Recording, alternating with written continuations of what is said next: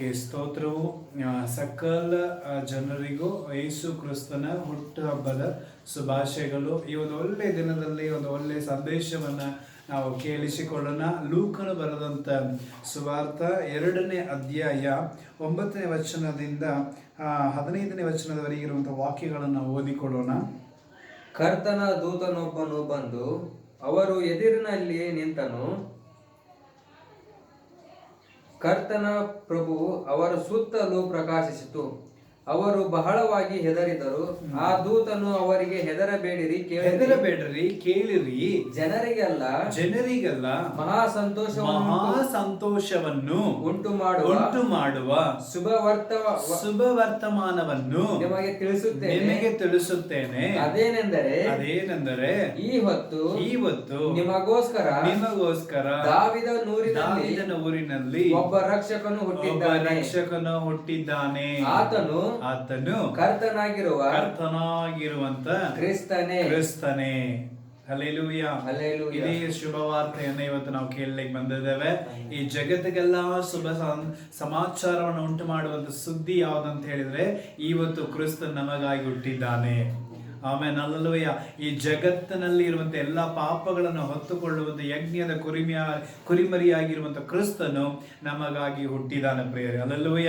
So ದೇವದೂತರ ಬಂದು ಈ ವಾಕ್ಯಗಳನ್ನು ಪ್ರಕಟಿಸ್ತಾ ಇದ್ದಾನೆ. ಸೊ ನೀವು ಹೆದರಬೇಡ್ರಿ, ಯಾಕಂದ್ರೆ ದೇವದೂತರು ಬಂದು ನಿಂತಿರುವಾಗ ಒಂದು ರೀತಿಯಾದ ಭಯ, ಒಂದು ರೀತಿಯಾದ ಕಳವಳ, ಒಂದು ರೀತಿಯಾದ ಹೆದರಿಕೆ ಆಗ್ತಾ ಇದೆ. ಅಯ್ಯೋ ಎಂತ ಸುದ್ದಿ ಬರುತ್ತೋ, ಅಯ್ಯೋ ದೇವದೂತರು ಯಾಕೆ ಬಂದಿದ್ದಾರೋ ಎಂಬುದಾಗಿ. ಆದರೆ ದೇವದೂತರ ಬಾಯಲ್ಲಿ ವಾಕ್ಯಗಳು ಬರ್ತಾ ಇದೆ, ಹೆದರಬೇಡ್ರಿ. ಈಗೋ ಎಲ್ಲಾ ಜನರಿಗೂ ಸಂತೋಷವನ್ನು ಉಂಟು ಮಾಡುವಂತ ಮಹಾ ಸಮಾಚಾರ, ಒಳ್ಳೆ ಸಮಾಚಾರ ಯಾವುದಂದ್ರೆ ಕ್ರಿಸ್ತನು ನಮಗಾಗಿ ಹುಟ್ಟಿದ್ದಾನೆ. ಆಮೇಲೆ ಹಲ್ಲೆಲೂಯ. ಸೊ ನಿಜವಾಗಲೂ ಕ್ರಿಸ್ತನು ಹುಟ್ಟುವಾಗ ಆತನ ಎಷ್ಟು ಒಂದು ಗಲಿಬಿಲಿ ಹೋರಾಟಗಳ ಮಧ್ಯದಲ್ಲಿ ಆತನ ಹುಟ್ಟಿದನಂತ ನೋಡೋದಾದ್ರೆ, ಆತನ ಈ ಲೋಕಕ್ಕೆ ಬರ್ಬೇಕಂದ್ರೆ ಅದೇ ಲೂಕನ ಪುಸ್ತಕ 1ನೇ ಅಧ್ಯಾಯದಲ್ಲಿ ನೋಡೋದಾದ್ರೆ 1ನೇ ಅಧ್ಯಾಯದಲ್ಲಿ 30ನೇ ವಚನ,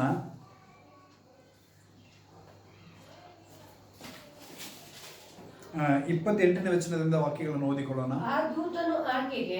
ಅಪಾರ ದಯವನ್ನು ಹೊಂದಿದವಳೇ, ವಂದನೆ, ಕರ್ತನು ನಿನ್ನೊಂದಿಗಿದ್ದಾನೆ, ಸ್ತ್ರೀಯರಲ್ಲಿಯೇ ನೀನು ಧನ್ಯಳು ಎಂದು ಹೇಳಿದನು. ಆಕೆಯು ಅವನನ್ನು ನೋಡಿ ನೋಡ್ರಿ, ಅವನ ಮಾತಿಗೆ ಕಳವಳಗೊಂಡು ಇದು ಎಂತ ತರವಾದ ವಂದನೆ ಎಂದು ಆಮೆನ್. ಹಲ್ಲೆಲೂಯಾ. ನೋಡ್ರಿ, ದೇವದೂತರು ಬಂದು ಕೃಪೆಯನ್ನು ಹೊಂದಿದವಲೇ, ದಯೆಯನ್ನು ಹೊಂದಿದವಲೇ, ನಿನಗೆ ವಂದನೆ, ಸ್ತ್ರೀಯರಲ್ಲಿಯೇ ನೀನು ತುಂಬಾ ಅಂದ್ರೆ ಭಾಗ್ಯವತಿ ಎಂಬುದಾಗಿ ಒಂದು ಸರ್ಟಿಫಿಕೇಟ್ ಕೊಟ್ಟು ದೇವದೂತನು ವಂದನೆ ಮಾಡ್ತಾ ಇರುವಾಗ ಅವಳಿಗೆ ವಂದನೆಯನ್ನು ಕೇಳಿ ಸಂತೋಷ ಬರ್ತಾ ಇಲ್ಲ, ಒಂದು ರೀತಿಯಾದ ಕಳವಳ ಬರ್ತಾ ಇದೆ, ಒಂದು ರೀತಿಯಾದ ಭಯ ಬರ್ತಾ ಇದೆ, ಒಂದು ರೀತಿಯಾದ ಚಿಂತೆ ಬರ್ತಾ ಇದೆ. ಮತ್ತೆ ಆಮೇಲೆ ದೇವದೂತನು ಏನು ಸುದ್ದಿ ಕೊಡ್ತಾ ಇದ್ದಾನೆ, ವಾಕ್ಯವನ್ನು ಓದಿಕೊಳ್ಳೋಣ. ಎಂದು ಯೋಚಿಸುತ್ತಿರುವಾಗ ಆ ದೂತನು ಆಕೆಗೆ, ಮರಿಯಳೇ ಹೆದರಬೇಡ, ಯಾಕೆಂದರೆ ನೀನು ದೇವರ ದಯೆಯನ್ನು ಹೊಂದಿದಿ. ಈಗೋ ನೀನು ಗರ್ಭಿಣಿಯಾಗಿ ಒಬ್ಬ ಮಗನನ್ನು ಹೆರುವಿ. ಆತನಿಗೆ ಯೇಸು ಎಂದು ಏನ್ ಮಾಡ್ಬೇಕು, ನೀನು ಹೆಸರಿಡಬೇಕು. ಓಕೆ, ಯೇಸು ಅಂತ ಹೆಸರಿಡಬೇಕು. 34ನೇ ವಚನ. ಆಗ ಮರಿಯಳು ಆ ದೂತನಿಗೆ, ಇದು ಹೇಗಾಗಿತ್ತು? ನಾನು ಇನ್ನೂ ಪುರುಷನನ್ನು ಅರಿತವಳಲ್ಲವೇ. ನೋಡಿದ್ರ, ಶುಭ ಸಮಾಚಾರ, ಎಲ್ಲರಿಗೂ ಶುಭ ಸಮಾಚಾರವನ್ನ ದೇವದೂತರು ತಿಳಿಸ್ತಾ ಇದ್ದಾರೆ. ಮರಿಯಳಿಗೂ ಅದೇ ಶುಭ ಸಮಾಚಾರವನ್ನ ತಿಳಿಸ್ತಾ ಇದ್ದಾರೆ. ಮರಿಯಳೇ ನಿನಗೆ ವಂದನೆ, ಕೃಪೆಯನ್ನು ಹೊಂದಿದವಳೇ ನಿನಗೆ ವಂದನೆ, ಸ್ತ್ರೀಗಳಲ್ಲೇ ನೀನು ತುಂಬಾ ಧನ್ಯಳು, ನೀನು ಒಂದು ಮಗುವನ್ನು ಹೆರಿವಿ, ಆ ಮಗುವಿಗೆ ಯೇಸು ಅಂತ ಹೆಸರಿಡು ಎಂಬುದಾಗಿ. ಆಗ ಅವಳು ಗಾಬರಿಯಾಗಿ ಭಯಪಟ್ಟು, ಇದು ಹೇಗಾಗಿತ್ತು, ನಾನು ಇನ್ನೂ ಪುರುಷನ ಅರಿಯೇ. ಆಮೇನ್. ಯೋಚನೆ ಮಾಡ್ರಿ, ಒಂದು ಮದುವೆಯಾಗದ ಒಂದು ಹುಡುಗಿಗೆ ಒಂದು ಸುದ್ದಿ ಬರ್ತಾ ಇದೆ, ಯು ಆರ್ ಕನ್ಸೀವ್ ಅಂತ ಹೇಳ್ತಾ ಇದ್ರೆ ಎಂತ ದೊಡ್ಡ ಗಾಬರಿ ಆಗಿರುವಂತ ಒಂದು ವಿಷಯ. ಯೋಚನೆ ಮಾಡ್ರಿ, ಇನ್ನೂ ಅವಳ ಗಂಡನನ್ನು ಅರಿಲಿಲ್ಲ, ಯಾವುದೇ ಪುರುಷರ ಸಂಬಂಧ ಇಲ್ಲ ಅವಳಿಗೆ. ಅಷ್ಟರೊಳಗೆ ಅವಳು ಗರ್ಭಿಣಿಯಾಗಿ ಒಂದು ಮಗುವನ್ನ ಹೆರಿವಿ ಅಂತ ಹೇಳಿ ಒಂದು ಸಂದೇಶ ಬರ್ತಾ ಇದೆ. ಇದನ್ನು ಕೇಳಿದಂತ ಮರಿಯನ ಹೃದಯ ಏನಾಗಿತ್ತು? ಅಲ್ಲೆಲೂಯ. ಆದರೆ ದೇವದೂತನ ಹೇಳ್ತದ, ನೀ ಹೆದರಬೇಡ, ನಿನ್ನ ಕಳವಳಗೊಳ್ಳಬೇಡ. ಅಲ್ಲೆಲೂಯ. ಆದರೆ ಹೇಗೆ ಹೆದರದಿರ್ಲಿಕ್ಕೆ ಸಾಧ್ಯ? ಒಂದು ರೀತಿ ಕಳವಳ ಕಾಡುತ್ತಾ ಇದೆ. ಇನ್ನೂ ನಾನು ಪುರುಷನ ಅರಿಯೆ, ಇನ್ನೂ ನನ್ನ ಮದುವೆಯಾಗಿ ಇನ್ನೊಬ್ಬರು ಮನೆಗೆ ಹೋಗ್ಬೇಕಾಗಿರೋ ಹುಡುಗಿ, ಸೊ ಇನ್ನೂ ನನ್ನ ಗಂಡನನ್ನು ಅರಿಯದವಳಾಗಿದ್ದೇನೆ. ಸೊ ನಾನು ಇಂಥ ಸಮಯದಲ್ಲಿ ಇಂಥ ಒಂದು ಪರಿಸ್ಥಿತಿಯಲ್ಲಿ ಇದ್ರೆ ನನ್ನನ್ನು ಜನ ಏನಂತ ಆಡಿಕೊಳ್ಳುತ್ತಾರೆ? ಯೋಚನೆ ಮಾಡ್ರಿ. ಅವಳು ಒಂದು ವೇಳೆ ಈಗ ಗರ್ಭಿಣಿ ಅಂತ ಸುದ್ದಿ ಹೊರ ಗೊತ್ತಾದ್ರೆ ತಂದೆ ತಾಯಿಗಳೇ ಇಟ್ಕೊಳ್ತಾರ ಅವ್ರ ಮನೆಯಲ್ಲಿ? ಸಾಧ್ಯನೇ ಇಲ್ಲ.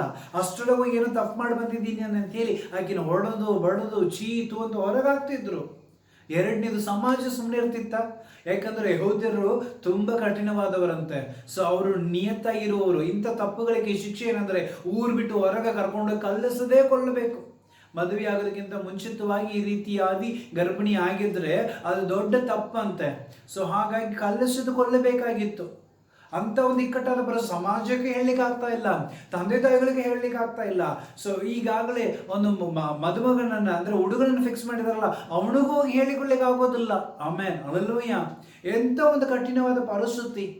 ಆದರೆ ಅವಳು ಇಂಥ ಒಂದು ಕಷ್ಟದಲ್ಲಿ ಮಧ್ಯದಲ್ಲಿಯೂ ದೇವರ ವಾಕ್ಯವನ್ನು ನಂಬಿ ಅದಕ್ಕಾಗಿ ಪ್ರಾರ್ಥನೆ ಮಾಡ್ತಾ ಇದ್ದಳು. ಆಮೇನ್, ಹಲ್ಲೆಲೂಯಾ. ಅದಕ್ಕೆ ಸ್ತ್ರೀಗಳಲ್ಲಿ ಅವಳು ತುಂಬಾ ಧನ್ಯಳು ಎಂಬುದಾಗಿ ದೇವದೂತನು ಹೇಳ್ತಾ ಇದ್ದಾನೆ. ಯಾಕಂದ್ರೆ ಎಲ್ಲದಕ್ಕೂ ಸಿದ್ಧರಾಗಿದ್ಲು ಅವಳು. ಆಮೇನ್. ಯಾಕಂದ್ರೆ ಯೇಸು ಕ್ರಿಸ್ತವನ್ನ ಎತ್ತಿ ಲೋಕಕ್ಕೆ ಕೊಡ್ಲಿಕ್ಕೆ ಎಲ್ಲಾ ವಿಧದಲ್ಲಿ ಅವಳು ಏನ್ ಮಾಡಿದ್ಲು? ಸಿದ್ಧರಾಗಿದ್ಲು. ತಂದೆ ತಾಯಿಗಳು, ಸಮಾಜವು ಮತ್ತು ಗಂಡ, ಸೊ ಬರುವಂತ ಎಲ್ಲವನ್ನು ಎದುರಿಸಲಿಕ್ಕೆ ಅವಳು ತನ್ನನ್ನು ತಯಾರು ಮಾಡಿಕೊಂಡು ಆ ವಾಕ್ಯವನ್ನು ಸ್ವೀಕರಿಸಿಕೊಂಡಳು ಪ್ರಿಯರೇ. ಅಲ್ಲಲ್ಲವೇ. ಹಾಗಾಗಿ ಅವಳ ಧೈರ್ಯವು, ಅವಳ ನಂಬಿಕೆ, ಅವಳನ್ನು ಸ್ವೀಕರಿಸಿಕೊಳ್ಳುವಂತ ರೀತಿ ಇದೇ ಆ ಯೇಸು ಕ್ರಿಸ್ತನ ಲೋಕಕ್ಕೆ ಬರಲಿಕ್ಕೆ ಕಾರಣವಾಗಿತ್ತು. ಆಮೇನ್, ಅಲ್ಲಲ್ಲವೇ. ಇವತ್ತು ಆ ಮರಿಯಲಿಗಿದ್ದಂಥ ಧೈರ್ಯ, ಆ ಮರಿಯಲಿಗಿದ್ದಂಥ ಒಂದು ಪ್ರಾರ್ಥನೆ ಆತ್ಮ, ಆ ಮರಿಯಲಿಗಿದ್ದಂಥ ಒಂದು ಉತ್ಸಾಹವು ಇವತ್ತು ನಮ್ಮಲ್ಲಿ ಇರುವುದಾದರೆ ಇವತ್ತು ಕ್ರಿಸ್ತನು ನಮ್ಮಲ್ಲಿ ಹುಟ್ಟಲಿಕ್ಕಿದ್ದಾನೆ. ಆಮೇನ್, ಅಲ್ಲಲ್ಲೂಯ್ಯ. ಕ್ರಿಸ್ತನು ಎಲ್ಲಿ ಹುಟ್ಟುತ್ತಾನೋ ಅಲ್ಲಿ ಸಂತೋಷ. ಅದು ದೊಡ್ಡ ಶುಭ ಸಮಾಚಾರ ಪ್ರಿಯರೇ. ಲೋಕಕ್ಕೆಲ್ಲ ಒಳ್ಳೆ ಸುದ್ದಿ ಪ್ರಿಯರೇ. ಇವತ್ತು ಮರಿಯಲು ನಮಗಾಗಿ ಆ ಮಗನನ್ನು ಎತ್ತಿದ್ದಾರೆ ಅಂದ್ರೆ ನಿಜವಾಗ್ಲೂ ಅವಳು ಎಲ್ಲದಕ್ಕೂ ತಯಾರಾಗಿ ದೇವರಿಗಾಗಿ ಬೇಕಾ, I am ready to die ಅಂತಾಳೆ. ನಾನು ಸಾಯಲಿಕ್ಕೂ ಸಿದ್ಧ ಯೇಸು ಕ್ರಿಸ್ತನ ಲೋಕಕ್ಕೆ ಬರಲಿಕ್ಕೆ. ಅಲ್ಲೆಲೂಯ. ಯೇಸು ಕ್ರಿಸ್ತ ಮತ್ತೆ ಬರಲಿಕ್ಕಿದ್ದಾನೆ ಪ್ರಿಯರೇ. ಸೊ ನಾವು ಕೂಡ ಮರಿಯನ ಹಾಗೆ ತ್ಯಾಗ ಹೃದಯವುಳ್ಳವರಾಗಿರೋಣ. ಯೇಸು ಕ್ರಿಸ್ತನ ಬರುವ ತನಕ ಯೇಸು ಕ್ರಿಸ್ತನ ಎತ್ತಿ ಲೋಕಕ್ಕೆ ಕೊಡ್ಲಿಕ್ಕೆ, ಯೇಸು ಕ್ರಿಸ್ತನ ಸ್ವಾರ್ಥನಿ ಲೋಕಕ್ಕೆ ಕೊಡ್ಲಿಕ್ಕೆ, ಯೇಸು ಕ್ರಿಸ್ತ ಮಾತನ್ನು ಲೋಕಕ್ಕೆ ಸಾರಲಿಕ್ಕೆ ನಾವು ಕೂಡ ಮರಿಯನ ಹಾಗೆ ಸಿದ್ಧರಾಗಿರೋಣ. ನಿಜವಾಗಲೂ ದೇವರು ಬರುವಾಗ ಎಲ್ಲಿಲ್ಲದ ಒಂದು ಆಶೀರ್ವಾದ ನಮಗೆ ಸಿಗುತ್ತೆ. ನಾವು ಧನ್ಯರಾಗಿರುತ್ತೇವೆ. ಅಲ್ಲೆಲೂಯ. ಯಾಕಂದ್ರೆ ದೇವರು ಎಲ್ಲವನ್ನು ಸರಿಪಡಿಸುವ ದೇವರು. ಇಷ್ಟು ಕಲವಲ್ಲ, ಇಷ್ಟು ಗಲಿಬಿಲಿ, ಇಷ್ಟು ಗೊಂದಲಗಳ ಮಧ್ಯದಲ್ಲಿಯೂ ಮರಿಯಳಿಗೆ ಆ ವಾಕ್ಯದಲ್ಲಿ ಒಂದು ನಂಬಿಕೆ ಬರ್ತಾ ಇದೆ. ಅಂದ್ರೆ ದೇವರು ಎಲ್ಲವನ್ನು ನೋಡಿಕೊಳ್ಳುವಂತ ದೇವರಾಗಿದ್ದಾನೆ. ಆಮೇನ್, ಹಲ್ಲೆಲೂಯಾ. ದೇವರು ಎಷ್ಟು ಚೆನ್ನಾಗಿ ದಾರಿ ಮಾಡಿಕೊಡ್ತಾ ಇದ್ದಾನೆ. ಅದೇ ಮತ್ತಾಯನ ಪುಸ್ತಕದಲ್ಲಿ 1ನೇ ಅಧ್ಯಾಯದಲ್ಲಿ ನಾವು ವಾಕ್ಯಗಳನ್ನ ನಾವು ಓದಿಕೊಳ್ಳೋಣ. ಮ್ಯಾಥ್ಯೂ ಚಾಪ್ಟರ್ 1 19ನೇ ವಚನ, 18ನೇ ವಚನ. 1ನೇ ಅಧ್ಯಾಯ 18ನೇ ವಚನ. ಯೇಸು ಕ್ರಿಸ್ತನ ಜನನವು ಹೇಗಾಯಿತೆಂದರೆ ಆತನ ತಾಯಿಯಾದ ಮರಿಯಳಿಗೂ ಯೋಸೇಫನಿಗೂ ನಿಶ್ಚಿತಾರ್ಥವಾಗಿತ್ತು. ಅವರಿಬ್ಬರು ಮದುವೆಯಾಗಿ ಕೂಡಿ ಬಾಳುವುದಕ್ಕಿಂತ ಮೊದಲೇ ಮರಿಯಲು ಪವಿತ್ರಾತ್ಮನ ಶಕ್ತಿಯಿಂದ ಗರ್ಭ ಧರಿಸಿದ್ದು ತಿಳಿದು ಬಂತು. ಆದರೆ ಆಕೆಯ ಗಂಡನಾದ ಯೋಸೇಫನು, ನೋಡ್ರಿ, ಗಂಡನಾಗಿರುವಂತ ಯೋಸೇಫನು ನೀತಿವಂತನಾಗಿದ್ದ ಕಾರಣದಿಂದ ಮರಿಯಳನ್ನು ಬಯಲಿಗೆ ತಂದು ಅವಮಾನಕ್ಕೆ ಗುರಿ ಮಾಡದೆ ನಿಶ್ಚಿತಾರ್ಥವನ್ನು ರಹಸ್ಯವಾಗಿ ಮುರಿದು ಬಿಡಬೇಕಂತ ಆಲೋಚನೆ ಮಾಡುತ್ತಿದ್ದ. ಅಲ್ಲೂ ಯೋಚನೆ ಮಾಡ್ರಿ, ಎಂತ ಕಠಿಣವಾದ ಸ್ಥಿತಿ ಅಲ್ಲ. ಯೋಸೇಫನಿಗೂ ಕಠಿಣವಾದ ಸ್ಥಿತಿ. ಅಲ್ಲೂಯ್ಯ. ಈಗ ಎಂಗೇಜ್ಮೆಂಟ್ ಆಗ್ಬಿಟ್ಟೈತಿ. ಆದ್ರೆ ಎಂಗೇಜ್ಮೆಂಟ್ ಆಗಿದ ಕೂಡಲೇ ಸುದ್ದಿ ಬರ್ತಾ ಇದೆ. ಏನಂತೆ? ನಿಶ್ಚಯವಾಗಿದೆ, ಇನ್ನು ಮುಂದೆ ಎಂಗೇಜ್ಮೆಂಟ್ ಇದೆ. ಸೊ ಈಗಾಗಲೇ ಇವಳೇ ಇವನೇ ನನಗೆ ಅಂತ. ಆದ್ರೆ ಅಂತ ಸಿಚುವೇಶನ್ ಅಲ್ಲಿ ಮರಿಯಳು ಗರ್ಭಿಣಿ ಅಂತ ಸುದ್ದಿ ಬರ್ತಾ ಇದೆ. ಯೋಚನೆ ಮಾಡ್ರಿ, ನಮಗೆ ಏನಾದ್ರು ಒಂದು ಫಿಕ್ಸ್ ಆಗಿ ಆ ಹುಡುಗಿ ಗರ್ಭಿಣಿಯಾಗಿದ್ದಲ್ಲ ಅಂದ್ರೆ ನಮ್ಮ ಸ್ಥಿತಿ ಹೆಂಗಿರ್ತಿತ್ತು? ಸುಮ್ಮನೆ ಬಿಡ್ತಿದ್ವಾ? ಅವ್ರ ತಂದೆ ತಾಯಿಗಳನ್ನ ಸುಮ್ಮನೆ ಬಿಡ್ತಿದ್ವ, ಅಕ್ಕಿನ ಸುಮ್ಮನೆ ಬಿಡ್ತಿದ್ವ ನಾವು? ಅಕ್ಕ ಊರಿನಲ್ಲಿ ಯಾವ ಗಂಡಸು ಸಿಗ್ಲಿಲ್ಲನ, ನಾನೇ ಸಿಕ್ಕಿದ್ನ, ಆಗ ಈಗ ಅಕ್ಕಿನ ಅವಮಾನ ಪಡಿಸಿ ಬಯಲಿಗೆ ತಂದು ಹೊರಗಾಕಿ ಅವ್ರ ತಂದೆ ತಾಯಿಗಳನ್ನ ಚೀ ಅಂತ ಅನ್ನಿಸಿ ಏನೇನೋ ಮಾಡ್ತಿದ್ದೀವಿ. ಆದ್ರೆ ಯೋಸೇಫ್ ನೀತಿವಂತನ ಕಾರಣದಿಂದ ಅವನಿಗೂ ಕಾಡ್ತಾ ಇದೆ, ಏನಪ್ಪ ನನಗೆ ಇಂಥ ಹುಡುಗಿನ ಕೊಟ್ಟಿದೆಯಲ್ಲ, ನಾನು ಈಕೆ ನನ್ನ ಹೇಗೆ ನಾವು ಮದುವೆ ಮಾಡಿಕೊಡಲಿ?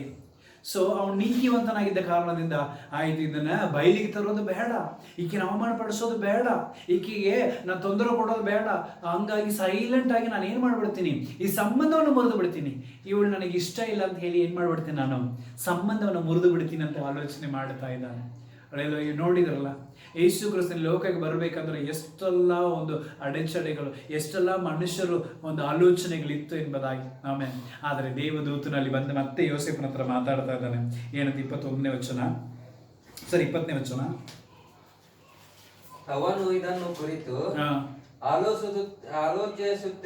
ಆಲೋಚಿಸುತ್ತಿರುವಾಗಲೇ ದೇವದೂತರು ಅವರಿಗೆ ಕನಸಿನಲ್ಲಿ ಕಾಣಿಸಿಕೊಂಡು ದಾವೀದನ ಮಗನಾದ ಮಗನಾಗಿರುವ ಯೋಸೇಫನೇ, ನೀನು ಮರಿಯಳನ್ನು ಹೆಂಡತಿಯಾಗಿ ಸೇರಿಸಿಕೊಳ್ಳುವುದಕ್ಕೆ ಅಂಜಬೇಡ. ಆಕೆ ಗರ್ಭವತಿಯಾದದ್ದು ಪವಿತ್ರಾತ್ಮನಿಂದಲೇ. ಆಕೆಯು ಒಬ್ಬ ಮಗನನ್ನು ಹೆರುವಳು. ನೀನು ಆತನಿಗೆ ಯೇಸು ಎಂದು ಹೆಸರಿಡಬೇಕು. ಯಾಕೆಂದರೆ ಆತನೇ ತನ್ನ ಜನರನ್ನು ಅವರ ಪಾಪಗಳಿಂದ ಬಿಡಿಸಿ ರಕ್ಷಿಸುವವನು ಆಗಿದ್ದಾನೆ. Amen, hallelujah. ಯೋಸೇಫನಿಗೆ ಕಳವಳ ಕಾಡುತ್ತಾ ಇದೆ, ಯೋಸೇಫನಿಗೆ ನಿದ್ರೆ ಬರ್ತಾ ಇಲ್ಲ, ಯೋಸೇಫನಿಗೆ ಒಂದು ರೀತಿಯಾಗಿ ವೇದನೆ ಆಗ್ತಾ ಇದೆ. ಏನಪ್ಪ ನನಗೆ ಇಂತಹ ಸ್ಥಿತಿ, ಈ ಹುಡುಗಿನ ಹೇಗೆ ಮದುವೆ ಮಾಡಿಕೊಳ್ಳಿ, ಬೇಡವೇ ಬೇಡ, ಸಂಬಂಧವನ್ನು ಮುರಿದು ಬಿಡೋಣ ಅಂತ ಹೇಳಿ. ಆದರೆ ದೇವರು ಮಾರ್ಗಗಳನ್ನು ಉಂಟು ಮಾಡುವಂತ ದೇವರು. ಮರಿಯಲ್ಲಿ ಎಷ್ಟು ನೋವು ಅನುಭವಿಸ್ತಾ ಇದ್ದಾಳೆ, ಮರಿಯಲ್ಲಿ ಎಷ್ಟೆಲ್ಲ ಚಿಂತೆ ಒಳಗಾಗ್ತಾ ಇದ್ದಾಳೆ. ಯೋಸೇಫನ ಹತ್ರ ಹೋಗಿ ಹೇಳಿಕೊಳ್ಳಿಕ್ಕೆ ಆಗ್ತಾ ಇಲ್ಲ ನಾನು ಗರ್ಭಿಣಿ ಅಂತ ಹೇಳಿ. ನಂಬುತ್ತಾನ? ಇಲ್ರಿ, ಇದು ಪರಿಶುದ್ಧಾತ್ಮನಿಂದ ಬಂದಿದೆ, ದೇವರಿಂದ ಬಂದಿದೆ ಅಂತ ಹೇಳಿದ್ರೆ ನಂಬುತ್ತಾರ ಜನ? ಸಾಧ್ಯನೇ ಇಲ್ಲ. ಆದರೆ ಅಂಥ ಕಠಿಣವಾದ ಪರಿಸ್ಥಿತಿಯಲ್ಲಿ ಅವಳು ಎಷ್ಟು ಕಷ್ಟಪಡ್ತಾ ಇದ್ಲು. ಆದರೆ ದೇವರು ಯೋಸೇಫನ್ನು ಕೂಡ ಅದೇ ನೋವನ್ನು ಅನುಭವಿಸ್ತಾ ಇದ್ದ. ಇವಳು ನಾನು ಹೇಗೆ ತಳ್ಳಿ ಬಿಡಲಿ, ಇವಳು ಈ ರೀತಿಯಾದ ಹುಡುಗಿ ಅಂತ ನನಗೆ ಈಗ ಗೊತ್ತಾಯ್ತಲ್ಲ ಅಂತ ಹೇಳಿ. ಆದರೆ ದೇವದೂತರು ಬಂದು ಅವಳನ್ನು ನೀವೇನು ಮಾಡಬೇಡ, ತಪ್ಪಾಗಿ ಎನಿಸಬೇಡ, ಅವಳು ಒಂದು ಮಗುವನ್ನು ಹೆರುತ್ತಾಳೆ, ಅದು ಪರಿಶುದ್ಧಾತ್ಮನಿಂದ ಬಂದಿರುವಂಥ ಮಗು. ಆ ಮಗುಗೆ ನೀನೂ ಸೇರಿ ಯೇಸು ಅಂತ ಹೆಸರಿಡು. ಯಾಕಂದ್ರೆ ಆ ಯೇಸು ಈ ಜನರ ಪಾಪಗಳನ್ನು ಕ್ಷಮಿಸಿ ಆ ಪಾಪಗಳನ್ನು ಹೊತ್ತುಕೊಂಡು ಅವರಿಗಾಗಿ ಪ್ರಾಣ ಕೊಡುವಂಥ ಯೇಸು, ಅವನೇ ಈ ಜಗತ್ತ ರಕ್ಷಕನು. ಆಮೇಲೆ ಯೇಸು ಅಂದರೆ ಏನಂದ್ರೆ ಈ ಜಗಕ್ಕೆ ರಕ್ಷಕನು ಪ್ರಿಯರೇ.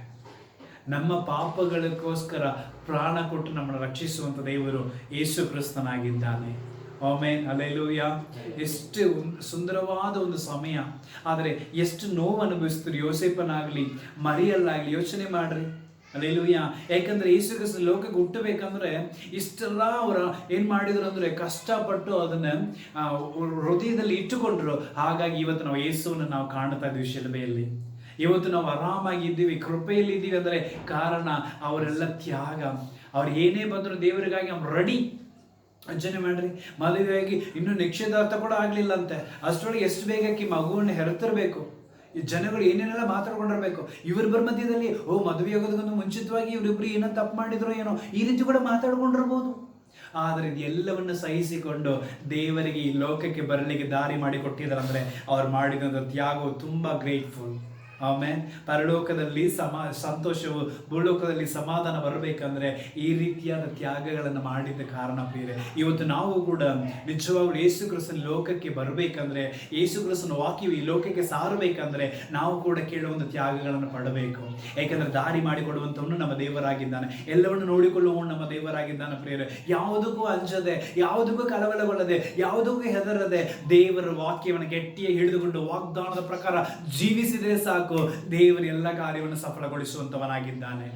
Amen, hallelujah. ಹಾಗಾಗಿ ಈ ವಾಕ್ಯಗಳ ಪ್ರಕಾರ ಯೇಸು ಕ್ರಿಸ್ತ ಈ ಲೋಕಕ್ಕೆ ಹುಟ್ಟಿದ ಎಷ್ಟು ದೊಡ್ಡ ಶುಭ ಸಮಾಚಾರವೋ ಅದೇ ಪ್ರಕಾರವಾಗಿ ಯೇಸು ಕ್ರಿಸ್ತ ಮತ್ತೆ ಬರುವುದು ದೊಡ್ಡ ಒಂದು ಮಹಾ ಸುದ್ದಿಯಾಗಿದೆ ಪ್ರಿಯರೇ. ಹಲ್ಲೆಲೂಯಾ. ಹಾಗಾಗಿ ಆತನ ಬರುವುದಷ್ಟರೊಳಗಾಗಿ ದೇವರಿಗಾಗಿ ದಾರಿಗಳನ್ನು ಸಿದ್ಧಪಡಿಸೋಣ, ದೇವರಿಗಾಗಿ ದಾರಿಗಳನ್ನು ಉಂಟು ಮಾಡೋಣ. ಸೊ ನಾವು ಕೂಡ ದೇವರಲ್ಲಿ ನಿಂತುಕೊಂಡು ಆತನಿಗೋಸ್ಕರ ಜಯಘೋಷವನ್ನ ಮಾಡಿಕೊಡೋಣ. ಈ ವಾಕ್ಯಗಳ ಪ್ರಕಾರ ದೇವರ ತಮ್ಮನ್ನು ಏನು ಮಾಡಲಿ, ನಿಮ್ಮ ನಿಮ್ಮನ್ನ ಆಶೀರ್ವಾದ ಮಾಡಲಿ. ನಾವು ಪ್ರಾರ್ಥನೆ ಮಾಡಿಕೊಳ್ಳೋಣ.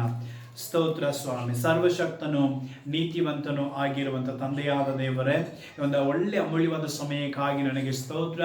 ಇದು ಹೆದರಬೇಡ್ರಿ, ಎಲ್ಲಾ ಜನರಿಗೂ ಸಂತೋಷವನ್ನು ಉಂಟು ಮಾಡುವಂತ ಶುಭ ಸಮಾಚಾರವನ್ನು ತಿಳಿಸುತ್ತೇನೆ. ಈಗೋ ಇವತ್ತು ದಾವಿದನ ಊರಿನಲ್ಲಿ ಯೇಸು ಎಂಬ ರಕ್ಷಕನು ನಿಮಗಾಗಿ ಹುಟ್ಟಿದ್ದಾನೆ ಎಂಬುದಾಗಿ. ಸೊ ನಿಜವಾಗಲದು ಶುಭ ಸಮಾಚಾರ.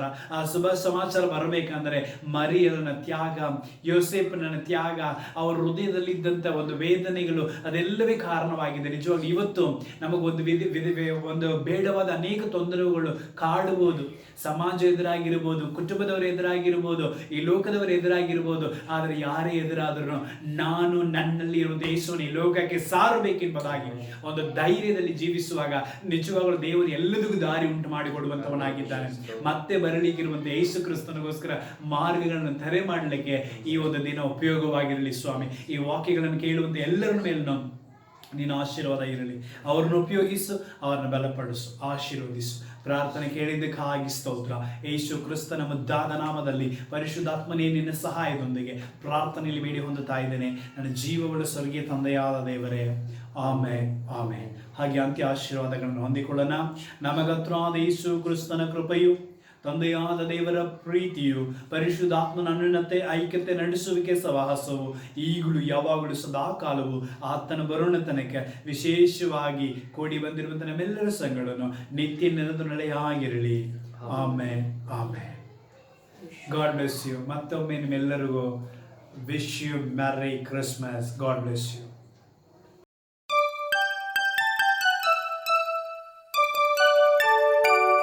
We wish you a Merry